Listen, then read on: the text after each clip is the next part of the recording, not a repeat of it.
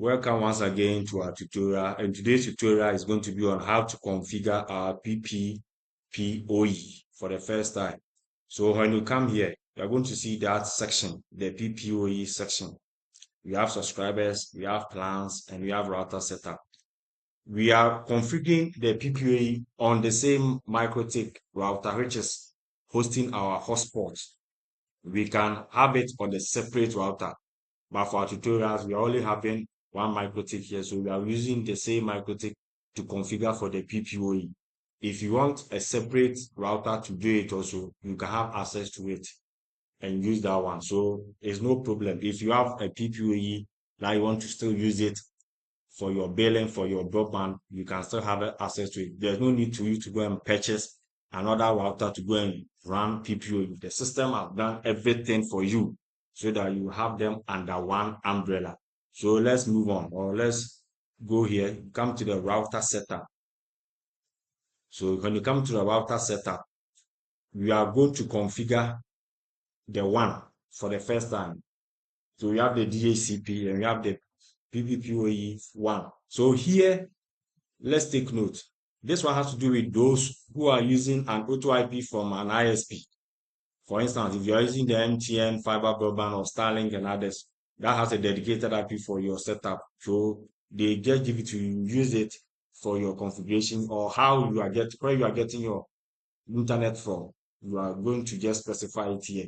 But if yours has to do with an upstream ISP, you have to come and choose this one. Then you enter the username and the password that that particular ISP gave you. But for the purpose of our tutorials, we know most of you will be using the Starlink, the rest, and the other ISP. It's okay. So you just select this one. Then you come to this side. Here you have to enable the Pppoe server. So you click on enable Pppoe server. By default, it has selected the one. As I said, for the purpose of those who are expert and the rest, you can now configure this one to meet what your router is already having for your configuration. Please check that you've configured everything the same on your router and come and do the same thing here, as you are going to run into errors. So since we have chosen DHCP, we are going to select the bridge because we've already configured MikroTik hotspot on this one. So we are only going to select it and build upon it. So we select the bridge. Now we move on to this part. If you are using an external radio server, you take it, the same thing, you provide your details. Then the system will assist you with that. When you are done with everything, you click on Save Settings. So when you click on Save Settings, straight away, you see your Pppoe settings saved. Now you come and download this script again.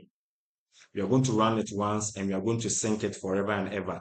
So we are now going to download our script. So you click on Download Setup Script. You see that our script has what? Downloaded. Now let's move on back to our Winbox again. So you come to Winbox, you come to Files, you click on Upload. Then we come to Pppoe that we just downloaded. You see that it has been part of the files. Good. Now we come back again, we come and copy the command.